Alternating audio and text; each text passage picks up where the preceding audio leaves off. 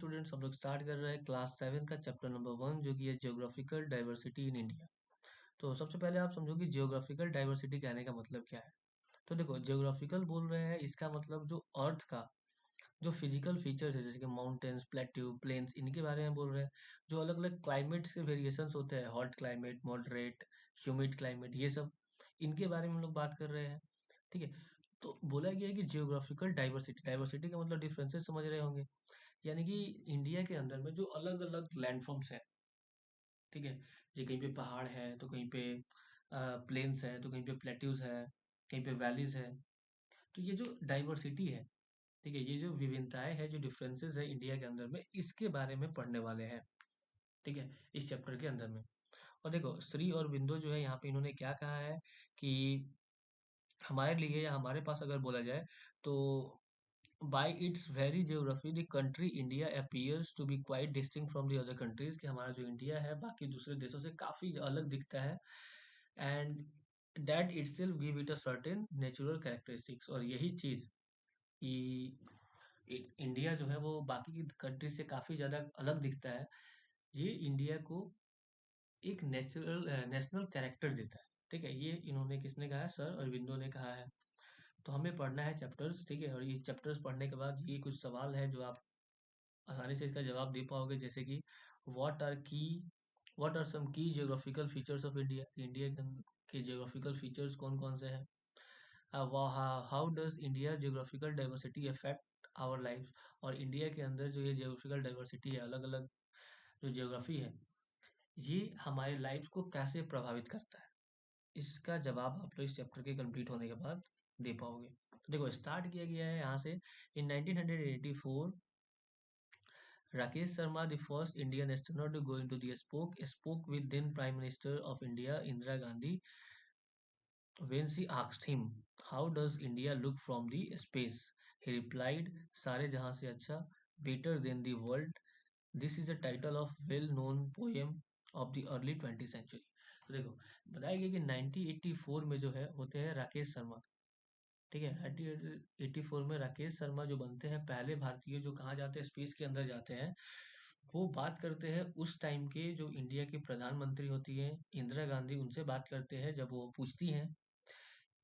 ठीक है, क्या पूछती है इंदिरा गांधी की, how does India look from the space, की इंडिया जो है हमारा भारत, वो स्पेस से ऊपर से कैसा दिखाई देता है। तो राकेश शर्मा रिप्लाई करते हैं क्या, कि सारे जहां से अच्छा, यानी कि इंग्लिश में अगर बोले तो better than the whole world, यानी कि पूरी जो दुनिया है उससे अच्छा दिखता है हमारा कंट्री इंडिया। और ये काफी वेल नोन जो है टाइटल है, सारे जहां से अच्छा, एक पोयम का जो अर्ली 20th सेंचुरी में जो है लिखा गया था 1904 में। ठीक है, किसके द्वारा, मोहम्मद इकबाल के द्वारा। चलो आगे चलते हैं। आगे बताया गया है कि अगर आप फिजिकल मैप इंडिया का देखते हो तो उस पे आपको लगातार नहीं, सॉरी, यहाँ पे बताया गया है कि इंडिया का जो फिजिकल मैप है जो आपके बुक के लास्ट पेज में दिया हुआ है, लास्ट में जाओगे तो इंडिया का एक फिजिकल मैप दिया हुआ है। समय समय पे आपको उस फिजिकल मैप को जो है देखते रहना है, ताकि आपको समझ आएगा कि हाँ इंडिया के अंदर में कौन कौन से अलग अलग जो है लैंडफॉर्म्स है वो कहाँ पे पाए जाते हैं। चलो स्टार्ट करते हैं विथ इंडिया। तो बताया गया इंडिया के बारे में कि इंडिया जो कि एक सेवेंथ लार्जेस्ट कंट्री है पूरी दुनिया में, और एशिया कंटिनेंट का पार्ट है। Along with his neighbours, India अपने पड़ोसी देशों के साथ जैसे कि पाकिस्तान, बांग्लादेश, नेपाल, भूटान, श्रीलंका और म्यांमार के साथ मिला करके फॉर्म करता है एक ऐसा क्षेत्र जिसको हम लोग बोलते हैं इंडियन सब कंटिनेंट। सब कंटिनेंट इसलिए बोलते हैं क्योंकि जो एशिया कंटिनेंट है उसका ही ये क्या है, हिस्सा है। इंडिया के अंदर में ऑफर फॉर द डिस्कशन बोला गया है कि बात कर रहे हैं, जब भी हम लोग चर्चा करते हैं किसी चीज के ऊपर तो इंडिया के 5 अलग अलग रीजन्स के बारे में हम लोग चर्चा करते हैं। इस रीजन्स को आप याद रखना है, यही है इंडिया का अलग अलग फिजियोग्राफिकल डिविजन्स।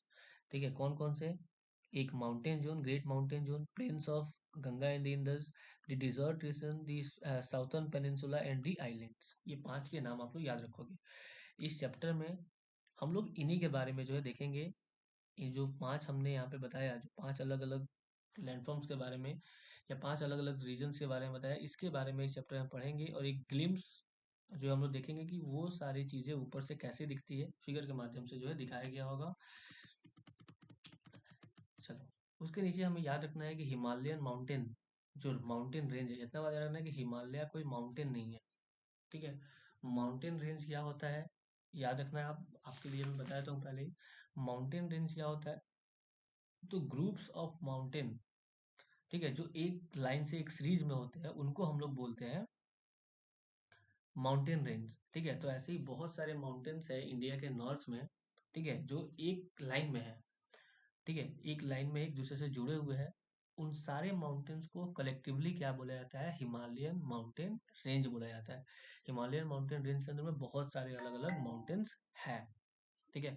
तो बोला गया कि हिमालय जो माउंटेन रेंज है वो extends as a natural barrier in the north. तो इंडिया के नॉर्थ में जो है हिमालयन माउंटेन रेंज एज एक बैरियर यानी कि बॉर्डर, बैरियर कहने का मतलब है बाधक, ठीक है। तो बॉर्डर की तरह काम करता है, कहाँ पे, नॉर्थ में। वैसे ही थार डिजर्ट और जो अरेबियन सी है वो इंडिया के वेस्ट में जो है लाई करते हैं। साउथ में बात करेंगे तो इंडिया ओशन, ठीक है। और अगर ईस्ट में बात करेंगे तो बी ऑफ बंगाल जो है एक नेचुरल बॉर्डर या बाउंड्री जो है इंडिया को देता है। These geographical features create separation between India and the rest of the continent and have played a crucial role in shaping India's culture and continent and its sorry। तो आगे क्या बोला गया कि ये अलग अलग जो रीजन्स है जो इंडिया को क्या कर दे रहा है, जैसे कि एक साइड में माउंटेन है, एक साइड से डिजर्ट है, तीन साइड से आपको ओशन मिल जाएगा। ये सब चीज क्या कर रहा है, इंडिया को एशिया कंटिनेंट से अलग कर दे रहे हैं, सेपरेट कर दे रहे हैं, ठीक है। और यही जो चीजें हैं, यही जो जियोग्राफिकल फीचर्स है, वो इंडिया को, इंडिया का जो है ये क्लाइमेट देता है, ये कल्चर, ये इसका हिस्ट्री जो है तय करता है, एक रूप देता है। आगे बताया गया, let us now journey from the Himalayas to the island in the Indian ocean. तो इंडियन ओशन में अब हिमालय से जो है अपना जर्नी आगे बढ़ते हैं, किसकी तरफ, इंडियन ओशन की तरफ, onward to the east of the India, और उसके बाद जो है इंडिया के ईस्ट में।